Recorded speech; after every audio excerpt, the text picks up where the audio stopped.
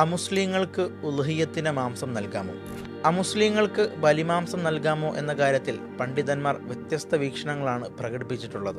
ഹനഫികൾ അത് അനുവദനീയമാണ് എന്ന് പറയുമ്പോൾ അത് അനഭിലഷണീയമാണെന്നാണ് ഇമാം മാലിക്കിൻ്റെ മദ്ഹബ്.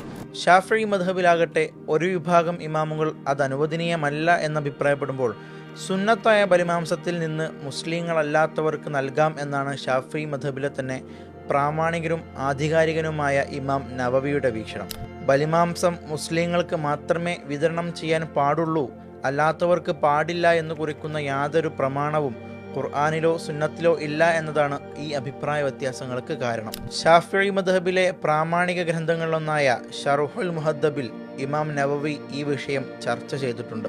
ഷാഫിഈ മദ്ഹബിൻ്റെതായി എടുത്തുപറയത്തക്ക ഒരു അഭിപ്രായവും ഇതുമായി ബന്ധപ്പെട്ട് എൻ്റെ ശ്രദ്ധയിൽപ്പെട്ടിട്ടില്ല. എങ്കിലും ഷാഫിഈ മദ്ഹബിൻ്റെ തേട്ടം സുന്നത്തായ ബലിമാംസത്തിൽ നിന്ന് അമുസ്ലിങ്ങളെയും ഭക്ഷിപ്പിക്കുന്നത് അനുവദനീയമാകും എന്നതാണ്. എന്നാൽ വാജിബായ ബലിയുടെ മാംസം അവർക്ക് നൽകിക്കൂടാ. ഷാഫിഈ മദ്ഹബ് അനുസരിച്ച് ബലിപെരുന്നാളിനോടനുബന്ധിച്ച് നടത്തുന്ന ബലി വാജിബല്ല. നമ്മുടേതുപോലെ വ്യത്യസ്ത മതവിഭാഗങ്ങൾ ഇടകലർന്ന് ജീവിക്കുന്ന രാജ്യങ്ങളിൽ മുസ്ലിങ്ങൾ ഇത്തരം സന്ദർഭങ്ങളിൽ തങ്ങളുടെ അയൽവാസിയും സുഹൃത്തുക്കളുമായ അമുസ്ലിം സഹോദരന്മാരെ പരിഗണിക്കുകയും അവർക്ക് അവ എത്തിച്ചു കൊടുക്കുകയും ചെയ്യുന്നതിന് യാതൊരു വിരോധവുമില്ല.